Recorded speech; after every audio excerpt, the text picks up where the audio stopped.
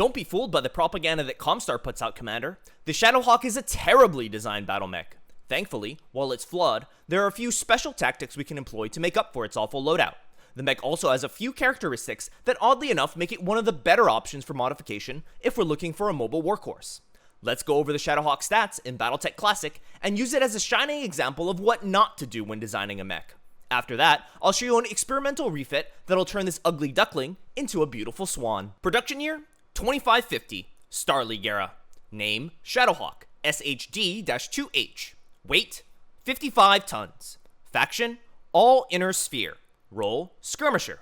If you ever wanted a definition of wasted potential, look no further than the Shadow Hawk, Commander. The mech is armed with some of the most inefficient weapons in existence. It packs an Armstrong J11 autocannon, Martel medium laser, Holley SRM-5, Holley SRM-2 launcher, and is jump capable. Availability-wise, the Shadow Hawk is common throughout the inner sphere, making up between 4 and 10% of medium mechs deployed by the Great Houses. It's produced from factories located in the Free Worlds League on Callaway 4 and on Donenshire in the Magistracy of Canopus. The logistical benefits are one of the key characteristics that make the Shadow Hawk an excellent candidate for modification. A fair number of these mechs get dumped on the Mercenary market each year, making the parts easy to acquire, and the mech is rugged, needing only half the maintenance compared to other battle mechs its size. Offensively, the original Shadow Hawk hits like a wet noodle. The inefficient weapons loadout means it gets nearly outdamaged by the Javelin at short range and the Valkyrie at long range, two mechs almost half the Shadow Hawk size. It also wastes tonnage on too many heat sinks. This means the Shadow Hawk can't ever push its heat gauge for extra damage. Its one redeeming quality is its battle fists, which help it in hand-to-hand combat. Defensively, the Shadow Hawk is flawed.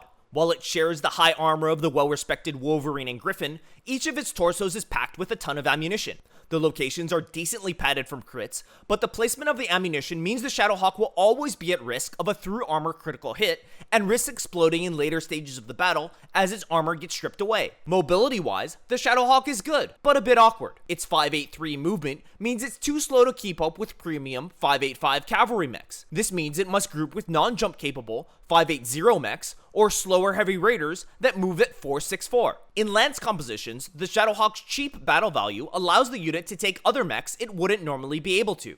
In a balanced lance composition, where a Black Knight and Centurion form the front line, if a cheaper Shadow Hawk is used as the maneuver mech, a more durable Awesome can be taken for additional piercing and a strong center. If the maneuver mech were instead a more expensive Wolverine 6M, that would mean the Awesome would have to be downgraded to a more fragile and less damaging Marauder or Warhammer.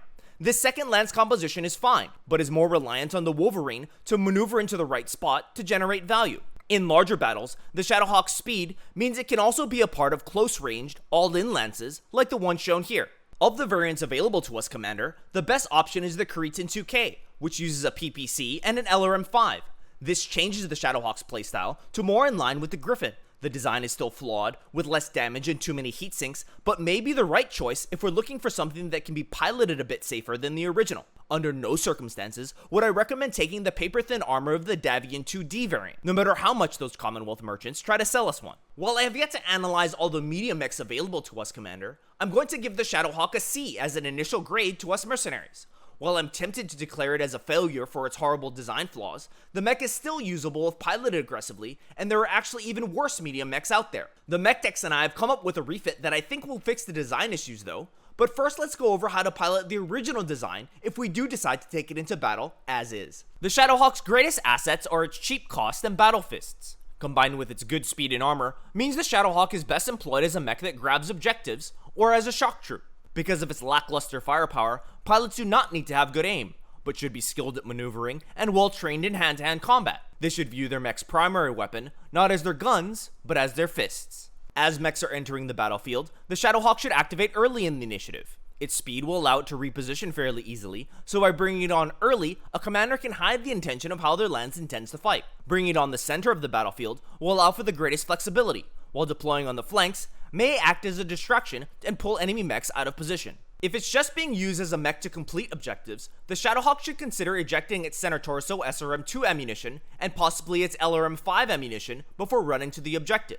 This will raise the Shadow Hawk's defense by eliminating the possibility of a through armor critical hit in the center torso and right torso at the cost of a moderate amount of offense. If the Shadow Hawk is acting as a disruptor, it should instead rush along the flanks. Pilots should not hesitate to challenge enemy strikers or skirmishers to protect less mobile lance mates.